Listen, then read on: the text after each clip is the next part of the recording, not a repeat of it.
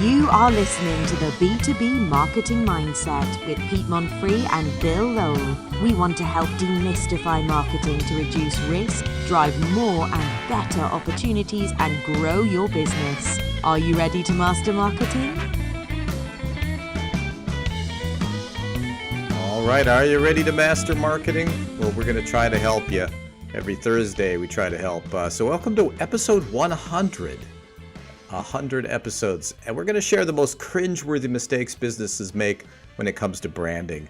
These mistakes don't just make you look dumb; they can hurt your business, and we see these things all of the time. And these are just 5 of them, so there's a lot more of them. But we'll cover 5 of them, and we've got some examples of dumbness, and as well as some examples of how to get it right. So hopefully, this will be a fun exercise, and our technology will bless us. But I want to introduce my co-host, Mr. Bill Lowell. He is all the way from Eagle, Wisconsin. He's the founder of Business Development Directives and a professor of marketing. And I'm sorry I changed the topic at the last second on you. Oh, it's okay. The branding and all that is kind of a fun topic for me anyhow. And I never told you this, but I got to lecture in Europe on this topic at Utrecht University and also at the European Veterinary Conference. So, Wow. Here we go. So I might have to, pull on some of the stuff I talked about earlier. They have animals in Europe? Oh, lots of them. And you should see, I mean, they have beautiful, beautiful horses. Some of the ones that we don't have here. It's kind of awesome. Yes. Oh, man. That is amazing. My audio is a little hot. Hang on a second. Okay.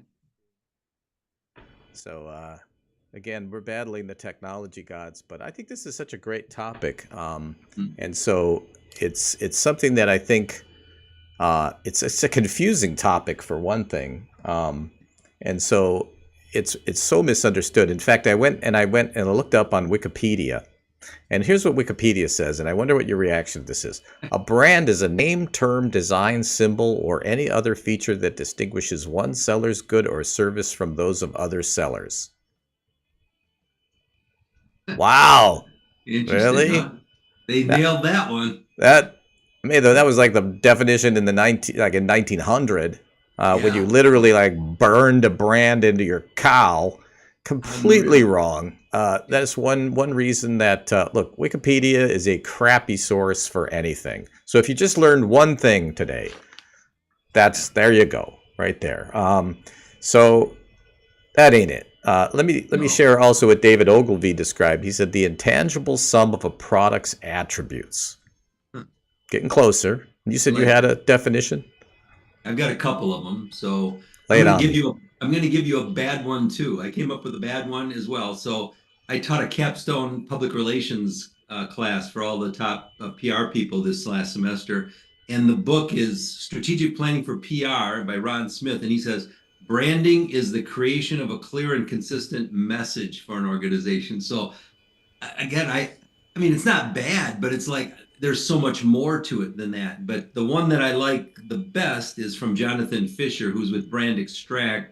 And he says, branding is your collective reputation in the marketplace that's impacted by many experiences with your customers. And to me, that kind of is it. It's like everything you do, everything, that you have as an interaction really, in my opinion, is part of that brand, So even what you and I are doing right now is part of our brand. That's right. And I think those are getting closer.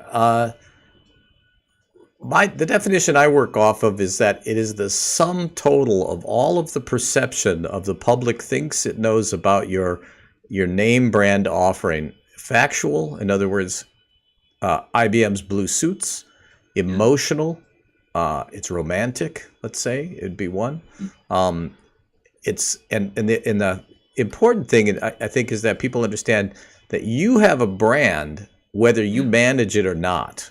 Absolutely. So one huge question is, do you want to manage your brand or do you want to let the marketplace manage your brand, right?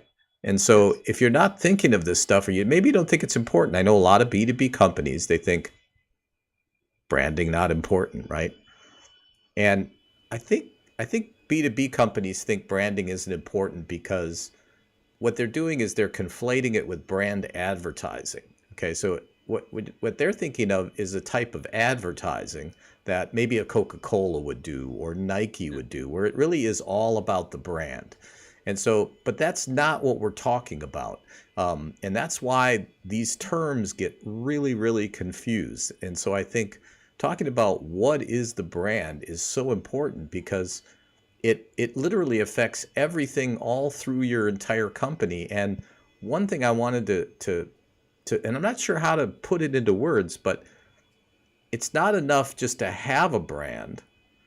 People don't realize that, let's say they have a website that either just looks terrible or reads terribly or has any number of issues, doesn't work right. They may think to themselves, well, but we have a website, right? What they don't understand is, let's say that you're at 0, which would be the worst branding possible. You can actually have negative impact on your brand and on your company. So if you get this very wrong, it actually harms your company.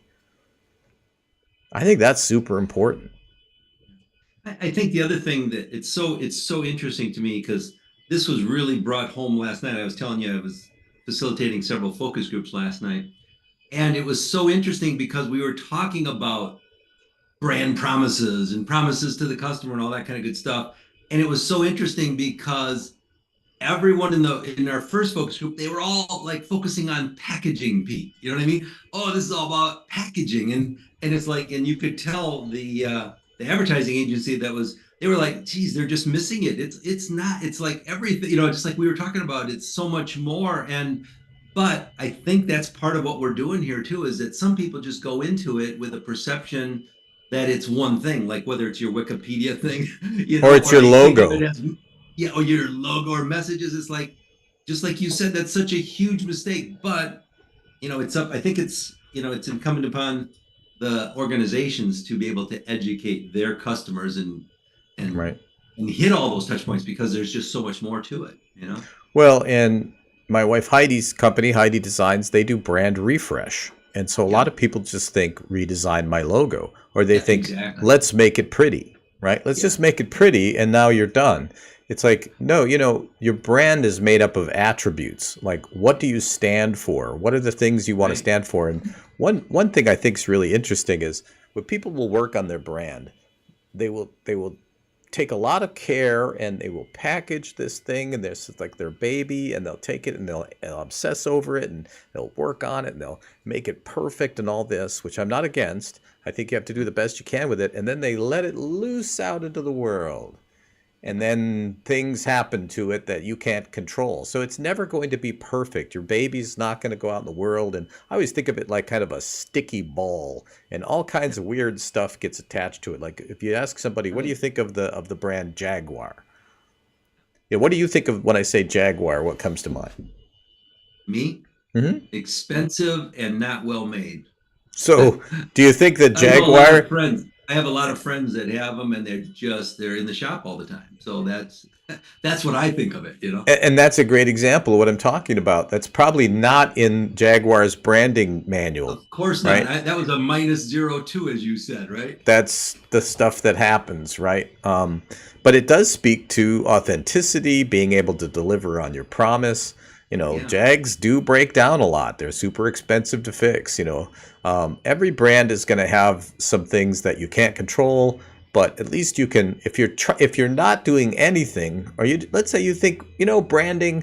We're in the goat feed business. You were just telling me about goat feed for some reason. I have a very interesting diet, but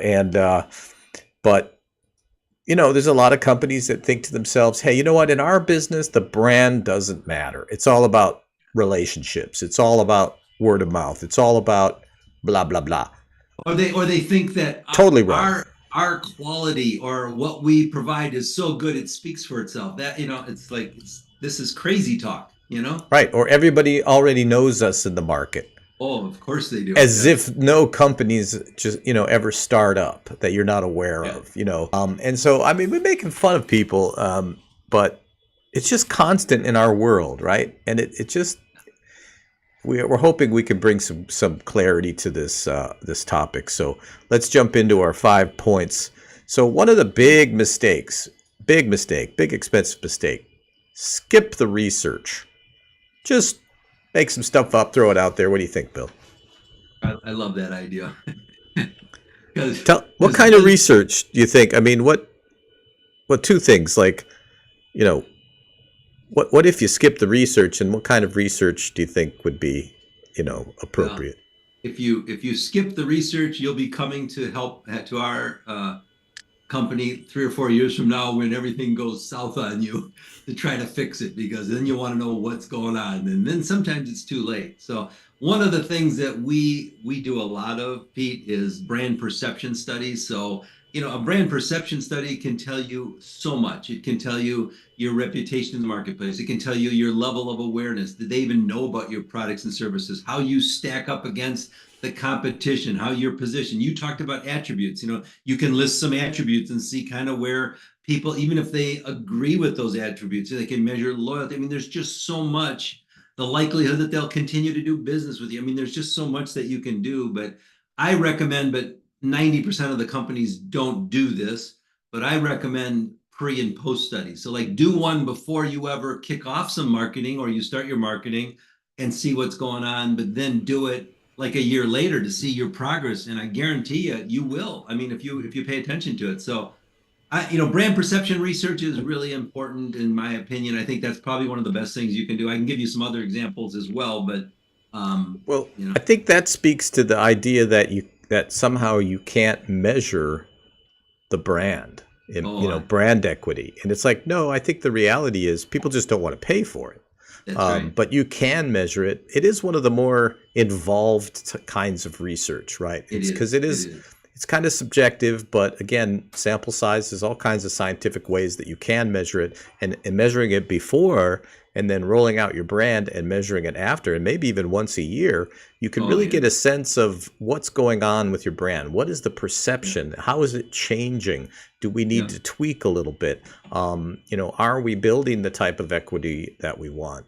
I think another kind of research before you start building your brand is to do a voice of customer type of survey or interviews, or however you do it, because that's where everything starts, in my opinion. When it comes to marketing, everything starts with the customer and what they think, not what you think, right? Yeah. Like maybe you hate the color blue, right? Yeah, who cares? I don't care. You're not the customer. That's just blue. It doesn't matter, but it sometimes does. And I'll give you another one that we do. And I think this goes to your point about doing it consistently and doing it year after year, but we do some benchmark research too. So you can benchmark yourself against the industry, or you can benchmark year to year to see what movement your brand is making, positive or negatively. And we have a couple of clients that do this every single year with us. I wish we had more, but we have a couple that are at least religious. I can guarantee you every year, Pete, when I look at the results of that, I can go back to those clients and say, I know you guys adjusted this, this, and this. Is that right? And they'll say, absolutely. I mean, it's just so obvious to me because you can see the movement, So plus it helps to identify new trends that are on the rise. And you talk about voice of the customer. What happens if those perceptions or those needs are changing? I think you're going to identify it then on an annual basis. And you and I have talked about this, the post-COVID drip. It's like how many things have changed since that. But that's why you do those brand perception studies. That's why you do the voice of the customer. I think you really learn a lot. Well, and I can't remember. I was just talking to somebody in the last couple of days about how so many customers or clients, companies they're obsessed with measuring. They're obsessed with measuring. Yeah. But when you really dig in, they're really not measuring. They'll talk about measuring a lot. Okay. But again, the more you want to measure, the more expensive it's going to be. Now, is it worth it? Absolutely. If you're not measuring it, why are you doing it in the first place? It's central to the whole idea. But the reality is your metrics are probably not as good as you think they are. But when it comes to the brand, it's not just about creativity, right? Oh, how about this idea? How about that idea? There's it has to align with so many things.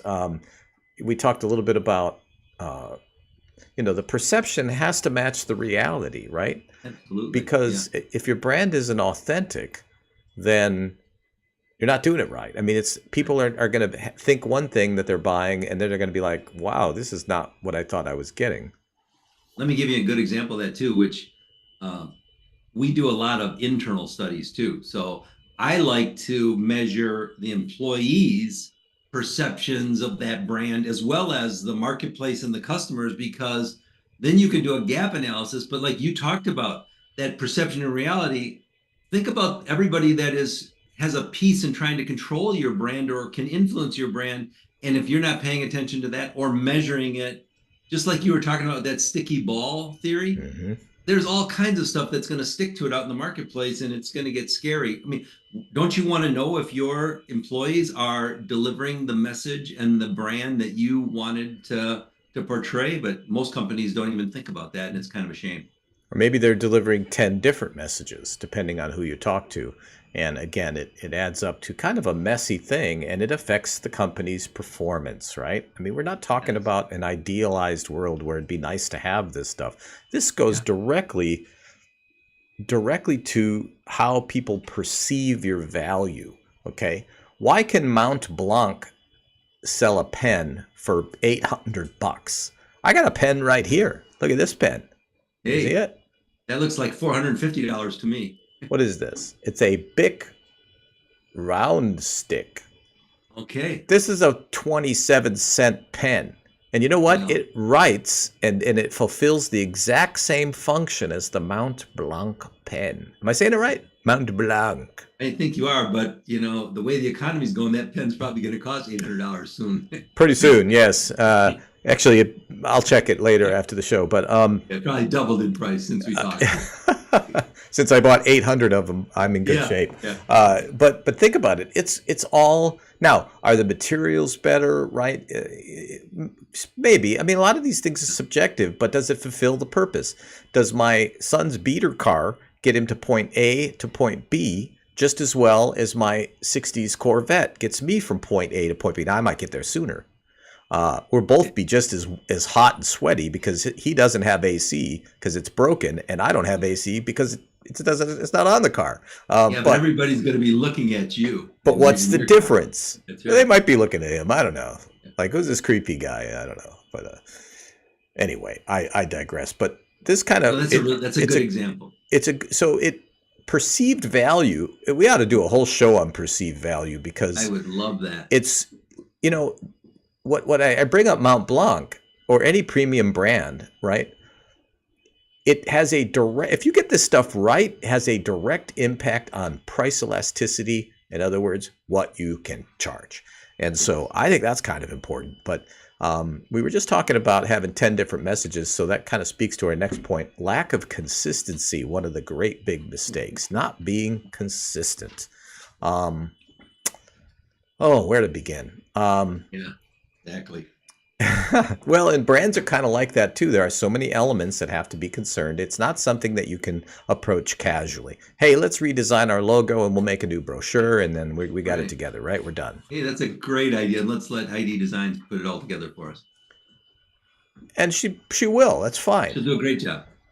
But she'll also tell you that you probably need some kind of process to go through to identify what are your values, what do you stand for, Exactly. what are the attributes, how did Yeah. we, what is, it comes together usually in a brand guide, okay? Yeah. Now there's a couple different types of guides that people get confused. One is a corporate identity, which shows you how to use your logo and the colors and all of that sort of thing has to do with the identity.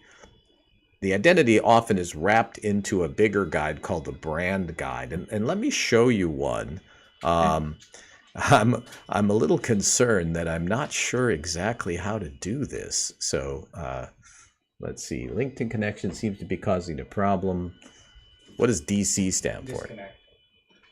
Huh? Disconnect. Oh, disconnect. Don't do that. LinkedIn, always a problem with the broadcast. You can always find it in many other places. So just go to b2bmarketingmindset.com and you won't have problems with LinkedIn. So let me see, how do we do this? We will share our screen. And that way Bill can see what we're talking about as well. But here's an example of a brand guide that we created for this telecom company a few years ago. There's a funny story that goes with this, but I'll keep it to myself. It's a very funny story, maybe another day. But look at how this is defined. So what is Hello Earth in this case? The simple international calling app. Okay, they did not have that language when we started. You ask them, what is it? They were just all over the place, right? Who's it for? For people who want people who want inexpensive and reliable calling around the globe. Hello Earth is the simple solution. No hidden fees or surprises. Hello Earth delivers a better calling experience to anywhere, anytime. So, who's it for? What do they want? What's the solution? It's simple. Features, no hidden fees or surprises. Benefit. Positioning statement. That's what that is. Well, let's define. What do we mean by a better calling experience? See how specific that we're getting. Good. Even a little logo around that, right? What defines us? 3 things. Simply better. This is our promise as a brand. Starting to get the idea? Now I mentioned corporate identity. That's included in here. Typography, colors.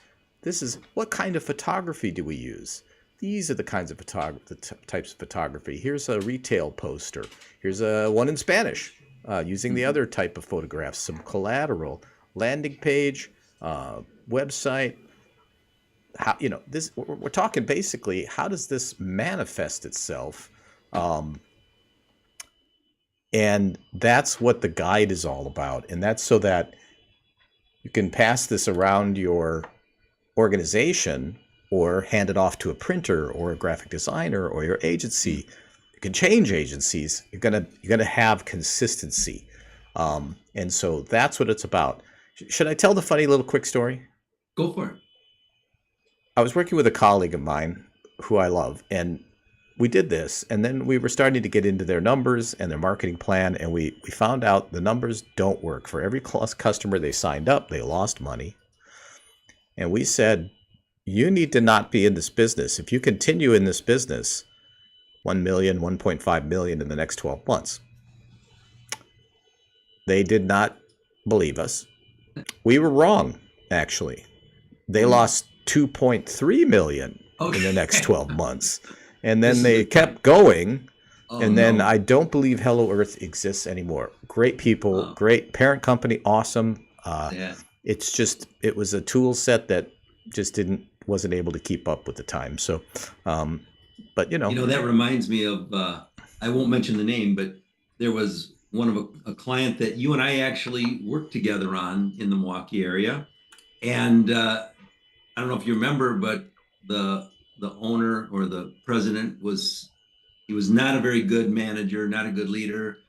I don't know if you remember, but I told him I think he's better off selling the company and investing the money than continuing on, because he too was losing money every single year and just didn't know how to turn it around. So, that could have been a number of clients. I'm stumped, but okay, yeah, I'll tell you off the air. Okay. But it's like, oh yeah, but that's a funny story. But you raised the consistency thing, which I think is really, really important. And I love that concept, because in my opinion, it's also being consistent across every single channel, Pete. So whether you're on social media, or whether it's your website, or whether it's your trucks, or whether it's your uniforms, or whether it's the internal lobby when you walk in. I mean, all of those things have to be consistent. And if something is out of sync, it raises a question. And I think that starts to make you not as consistent or reliable. And I think that that's going to end up hurting you. So I think that is just key. Well, I think customers read into it, right? They're like, well, this doesn't add up. Yeah. It's almost like a witness in court, right? Yeah. Michael Cohen comes to mind. If you lie now, are you lying now, or were you lying then? I mean, everybody's saying I'd hate to be a client. I would hate to be a client trying to pick a marketing firm. right, in this climate, because all the marketing firms, they're pretty good at representing themselves. They write well, they're Yeah. convincing, they look good. They all kind of say, they're really hard to tell. So what the prospect does is they look for inconsistencies, because they're like, yeah, I hear what you're saying, but everybody says that. They're looking for right down to the shine on your shoes, That's right? really true. They're That's looking really true. for, are these people for real? Can I believe them, right? Yeah. And Yeah. so this is where consistency really pays the bills. And Can if the I maths just don't mention? math, then you have Yeah. a bigger problem. Let me just mention two quick things before we move off of this consistency topic, okay? One, you already mentioned it, which I think is a great exercise, and I do this with my clients, and anybody listening out there, I recommend you do this. Bring in 5 customers and put them in your conference room, or have your salespeople ask them when they go out and ask them to define what you consist of, or what is your brand, or who you are. And I'll guarantee you, most companies, you're going to come back with 5 totally different answers. It's just kind of scary. And we see that a lot. And I think that has to do with the consistency. The other one is, I talked to you about this before. I saw something uh, about brand heaven and brand hell. And I don't know, it just hit me correctly. And so think about brand heaven as positive interactions with your company, consistency, key credibility as you're going up, you're authentic, they trust you, and you have brand loyalty. Brand hell would be the exact opposite, negative interactions with you, inconsistent, inauthentic, the distrust or the lack of trust, and then all of a sudden they're disloyal, they're going somewhere else. So I mean, that's what that lack of consistency will do for your organization if you don't watch it. Absolutely. Absolutely. Or if your brand promise doesn't match what you can deliver. And Exactly. authenticity is such a big thing. Like you'll see it on this program. We don't edit out our mistakes, unless they're drastic. This is what you see is what you get. But I will say in our business, there have been times when the customer didn't understand what we were doing, or for whatever their reason, maybe, we were truthful. They didn't want to hear the truth. We would lose the account. In our business, a lot of this stuff, we're kind of idealizing a lot of it. Right. It doesn't always come together perfectly, but I think the idea is, if you're organized and you're conscious of this, and you're working on it, and you're measuring it, and you're refining it, Yeah. it's gonna come out right more often than not. Right. And I think that's super important. But let me just tell the folks out there, if you're just listening, maybe you're just hearing this in your ear hole, you're only getting part of the message. So go to b2bmarketingmindset.com. It is a video podcast. If you're watching on video, you can also watch on YouTube and Twitter and Facebook and Twitch and LinkedIn, and any of those places. If you're on LinkedIn, you can follow Bill and I, or if you're on YouTube, you can subscribe. We just peaked over 1,000 subscribers there. I don't really know the number everywhere, because every Friday now, then it goes out through syndication to every major podcast platform. And so we aggregate all of our listeners there. Our most popular platform is Apple Podcasts. And so we have a lot of people listening on there. But I just want to let you know, b2bmarketingmindset.com, there's so much more information there. 100 episodes, 140-minute blabs of knowledge for you. So, Exactly. that's We what it's all guarantee you, about. we guarantee out of those 190 of them are really useful. At least, maybe 80. Exactly. You can see all of our technical problems over the years. Here's a big one, I think.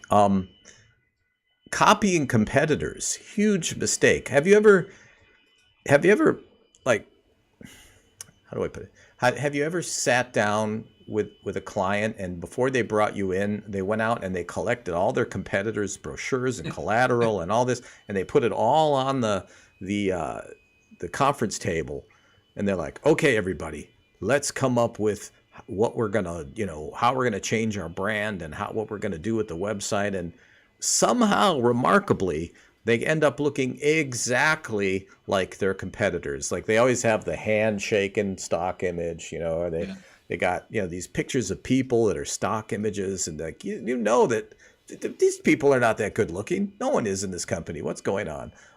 But is that my imagination? Have you seen that kind of thing? I have. I was just chuckling because I unfortunately see it a lot, and it's like, how dangerous is that? It's like, we've talked about this with the RFP process. It's the quickest way to go to the basement, to bring yourself down. We know this. Not everybody is the same. Not everybody's market is the same. Not everybody's customer base is the same. So if you're going to start copying the competitors, it's just like you just said it. It's like you're going to end up with exactly what they are, and then there's no differentiation. What makes you different? It's kind of sad, is what it is. Differentiation being one of the primary goals of effective marketing is how you can be different, better than your competitors, communicate it Right. clearly.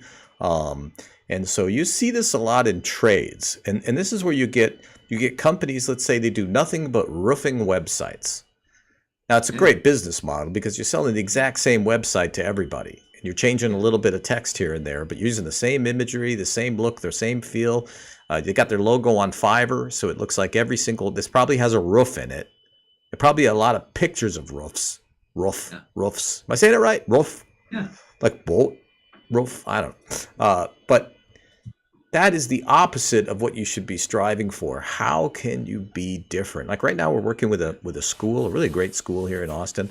It's a Montessori school, and they figured this out that they're using a lot of different bright colors, lots of pictures of kids. They said we just really need to look different from every other school, and so we were able to come up with some approaches and looks that were completely and absolutely different, but still featured similar subject matter. You can't get too far away, right? You don't want to look Right. like be a school and look like a car dealer. That could be a problem. Right. Right. Or Um, car wash. but there's ways that you can differentiate, and especially in the language and the positioning. So that goes back to You our know, research question. How do you know you're different if you haven't done right. competitive But research? now I'll give you an example though. So like I don't think it's bad to do some research and see what the competition is doing, but then it's up to somebody like you or Heidi to then okay make that difference. Like okay, let's see what they're doing, but like okay, what is maybe worthwhile here or what's not? But it's like at least you've got what's there in front of you, what the competition is doing, and then now we can look at something different. So I think that that's okay, but just copying to copy, unfortunately, I do see that where somebody thinks, oh, this person is a leading person in our industry, we're going to do it just like them, and I think it's just a huge mistake. And it's not just copying the look and the feel and the pictures and Yeah. it has to do with positioning. And so when we Yes. do competitive intelligence, we're looking at what idea are our competitors owning in the mind of the the marketplace, in the mind of the Yeah. customer? What idea do they own? Yeah. And sometimes you'll find that no companies really own any ideas, and other times you'll find that there's one company that just owns the idea. If you try to now own that idea, you will lose that battle. So you're always positioning by its nature against or opposite of something else. So if you haven't Right. gone out and looked at, let's just say your top 3 competitors, your top 4 competitors, how do you know that you're different? Just because, and I've had people say, I say, what makes you different? And they'll say, you know what makes us different? Service. Yeah. Really, you don't think that every single company in your space is saying the exact same thing, right? You're going to have to try harder than that. And so we do some very rapid competitive intelligence. We score companies on 20 different factors. We give them a threat score. We compare your company on the same factors to 4 of your top competitors. We call it Conquer. It's awesome. It takes a week. It's quick, and you really get some amazing intelligence. So, little ad there. How'd you like I say I snuck that I in like actually, you've showed me some of your stuff. I think it's phenomenal. that? I think if somebody did that, they would be blown away by seeing all of the stuff. And Sometime we'll show almost, that on the no, program.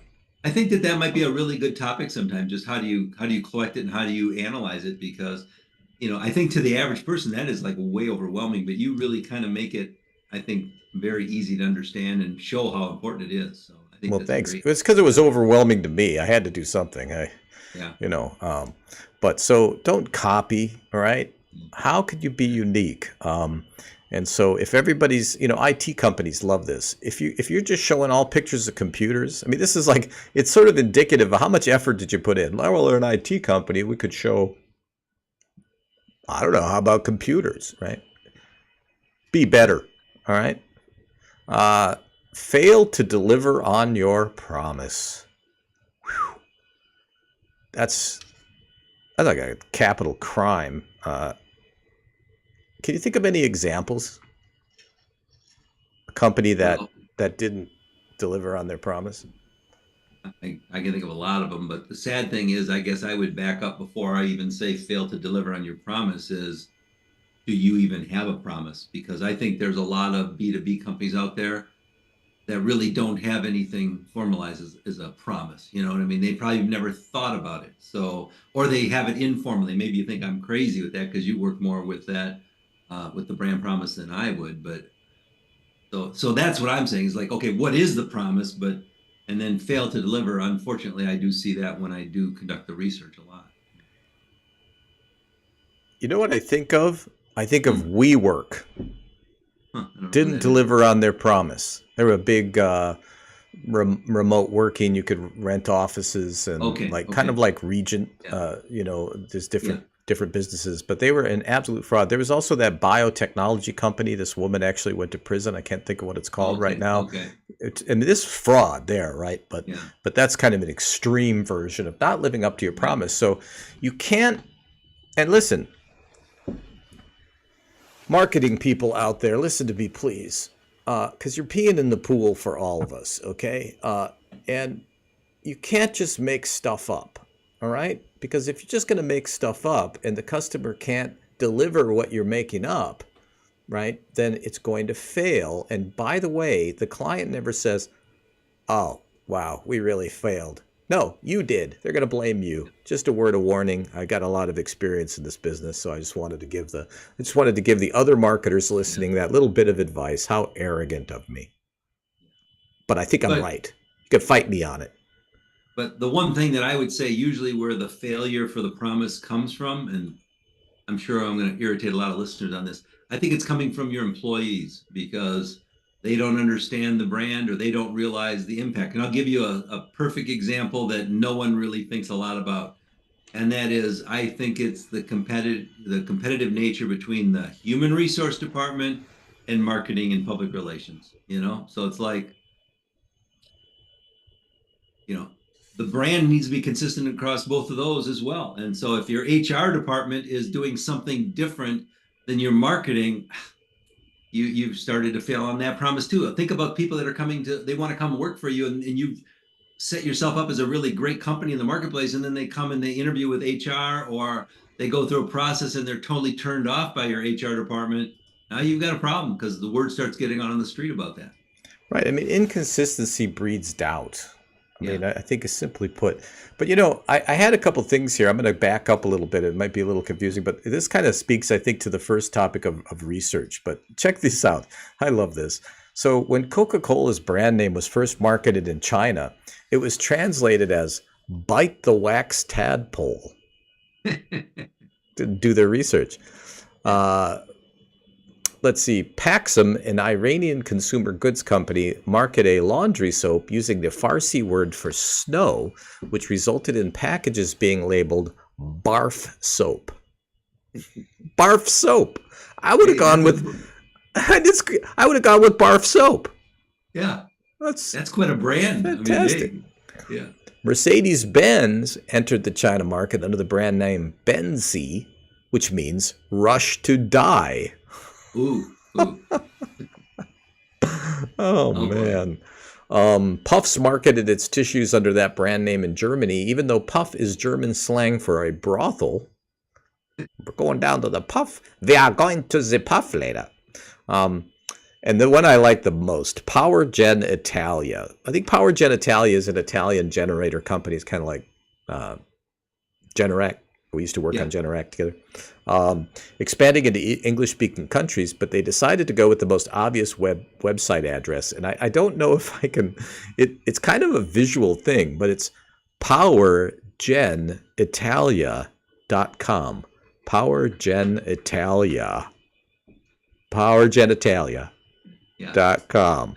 So do your research. That's some good advice, I think. But I wanted to share those because I think they're hilarious. Yeah. Let's go to our And next. talk about not delivering your promise to the customer. Somebody comes to that website thinking it's something else, you didn't deliver it, right? Those guys really didn't deliver. They're like, what? Yeah. This is generators? That's not what I was looking for. So this one I think is super important. Being clever instead of clear. Okay. And marketing people, agencies, oh gosh, they love to be clever. And so let them examples of this. Always better if you can show the idea. And so I will share my screen so Bill can see it as well. Just a couple clicks and satisfy, satisfy. Act, create, satisfy. Act, create, satisfy. That says nothing. What on earth? What are we talking about here? Satisfy-ify is a different kind of satisfying app. That have something to do with power genitalia, maybe. I don't know. Let's look at another one. This is actually from MailChimp. The source that I got this from conveniently blurred out the name. I don't care, MailChimp. Listen up. Get down to business and grow sales. Engage your customers and boost your business with our advanced yet easy-to-use marketing platform. And then look at the imagery, though. Add to cart, creative assistant, the most interesting man in the world.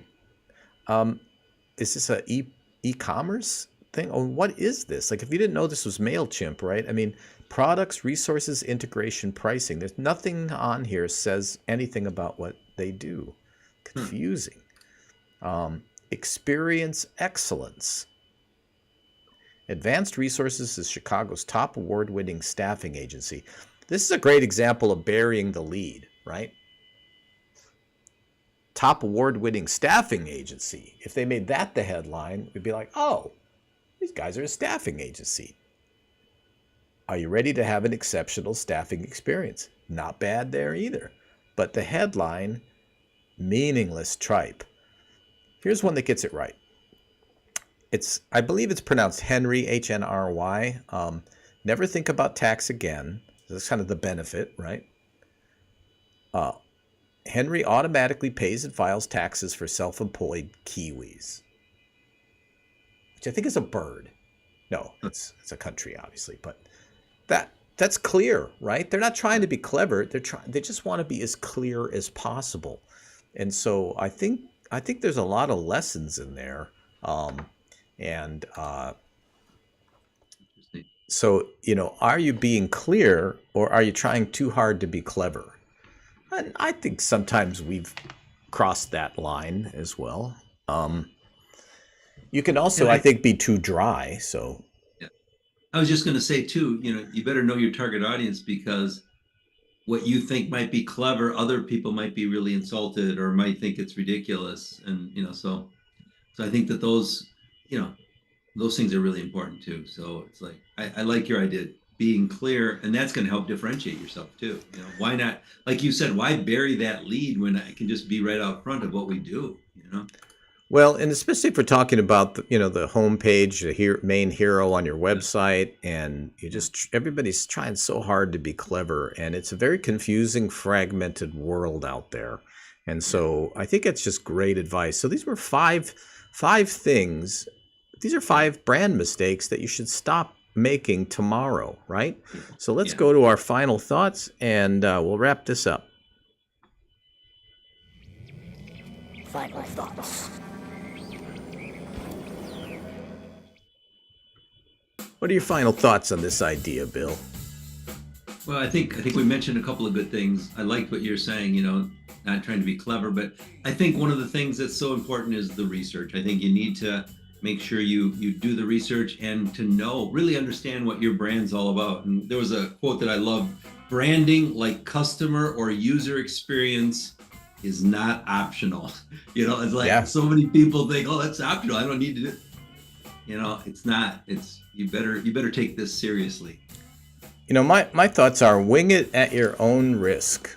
I mean, it's especially if you start thinking about how the brand impacts the valuation of your company. If you want to sell your company at some point, a really powerful brand can add millions, tens of millions to your value, right? It's a separate category in evaluation. I mean, it can allow you to charge more, right? It makes you more competitive. There's so many reasons why B2B companies, B2C companies, direct to consumer, whatever you are a brand right now, whether you realize it or not, right? Your personal, each individual is a brand, whether you realize it or not, right? And so are you controlling the brand, or are you letting your audience control the brand, or the marketplace, which is completely chaotic? Who's controlling your brand? Something to think about. But thank you, Bill. Another this was fabulous episode in the can. So 100 is in the can. So Number we should 100. have like a banner. Next time we should have a banner going across the screen. 101. You know. That's right. Well, this is a good time to thank Heidi Designs for helping us make this happen. My son Enzo, who is our podcast producer and our social media manager. Thank you, Bill. Thank you to all of our guests, and we got more guests. You know, we have a guest every week. Should I take a minute here and let me bring that music down just a touch. Okay. And let me just by the way, we should have a guest for our 101. You know, in honor of our 100th, maybe we could have a special guest sometime. So we're booked out at least a month. Yeah. So coming up next week, we've got Mark Wonderland, who's an amazing videographer, cinematographer, and an awesome guy who taught me an enormous amount of how to direct. And it was just by me watching him. We have Jerry Bernhardt, who you're going to like Jerry. He's a really interesting guy. And, you know, he's a recruiter. And so there's all this going, you know, thing going on around, you know, it's so hard to hire people. Jerry has some real insight on that. July 4th, we are off. And then we come back July 8th. And no guests on that day. So hope you'll join us 11 o'clock Central every Thursday on many different places. So good to see you. Love your pocket square. Polka dots today. So very nice. Thank you. All right, man. We'll see you next week. See you guys. You've been listening to the B2B Marketing Mindset with Pete Monfre and Bill Lowell. Add to the conversation by commenting, sharing and liking. And don't forget to subscribe and check out the links in the comments. Learn more at b2bmarketingmindset.com.